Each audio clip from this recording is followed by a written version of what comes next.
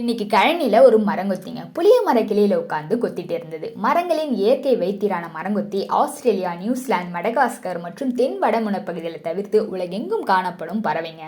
மொத்தம் 200 வகை இருக்கு. நம்ம தமிழ்நாட்டில் 13 வகை இருக்கு. இதுக்கு மிகச்சிறந்த செவிப்புலன் உண்டுங்க.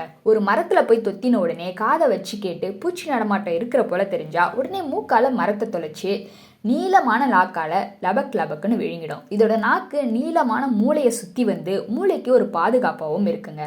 ஒரு வினாடிக்கு 20 முறையும் ஒரு நாளைக்கு 8000 முதல் 12000 வரையும் இது மரத்தை கொத்துது. அப்படி கொத்தும் போது அதிர்வால அதோட மூளைக்கு எந்தவித பாதிப்பும் இல்லாமல் இருக்க அதோட மண்டையோட்ட அமைப்பு, கழுத்து தசை, அலகின் வடிவம், மூளையோட அமைப்பு மற்றும் அமைவிடம்னு எல்லாமே அதுக்கு உதவுதுங்க.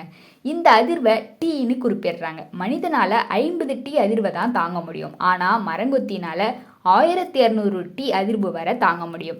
மரங்கொத்தியினோட மூளை அமைப்பை வச்சு ஏரோப்ளேனில் பயன்படுத்துகிற black boxes, electronic items, football பிளேயர்ஸ்க்கான ஷாக் அப்சர்விங் கிட்டு அப்படின்னு நிறைய உருவாக்கியிருக்காங்க. இதோட அழகை இன்ஸ்பயர் பண்ணி பனிப்பிரதேசத்தில் பயன்படுத்துகிற கோடரியை உருவாக்கியிருக்காரு ஃப்ராங்கோ. அது மட்டும் இல்லாமல் மரங்கொத்தி கொத்தும் போது சிதற மரத்தூள் கண்ணில் படாமல் இருக்க அதோட இமை அமைப்பு உதவுது. மரங்கொத்தி தனித்து வாழற பறவைங்க. மரத்தில் ஓட்டை போட்டு அதுலேயே வாழும். இதோட அறிவியல் பெயர் பிசினே மற்றும் பிசிடே. நீங்கள் மரங்கொத்தியை பார்த்ததுண்டா?